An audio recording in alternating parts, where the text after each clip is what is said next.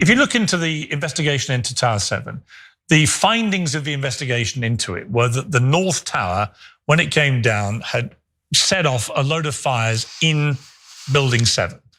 And it was a steel structure and shouldn't have gone down, but it did. That these fires burned all afternoon, and I think it was about 5 o'clock in the afternoon or something, the tower eventually gave way to the welter of fires raging inside it.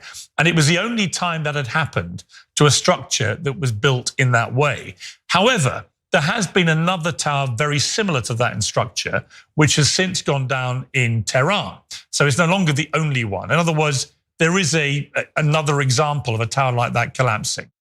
Okay, so you can see Tucker Carlson smiling in response to what Piers Morgan is saying, probably because, okay, well, if you want to make that argument that the fire was so hot that it led to the collapse of Building 7, well, what happened to the building in between, right? And nothing happened to that building. And so I want to give Tucker an opportunity to respond to that, and then we can discuss. What is the alternative explanation? I mean, if you're examining another theory other than the one that the investigation concluded was simply that the North Tower came down, fires were set off in Tower 7, and then it eventually collapsed. What is the other theory which we should give more credence to? I don't know. I don't know that the onus is on me or anyone who seeks the truth about what happened to come up with an alternative theory. The onus is on federal authorities to explain why, for example, they never investigated it. Why, for example, the rubble and the steel from that building was carted off within hours and sent out of the country to Asia.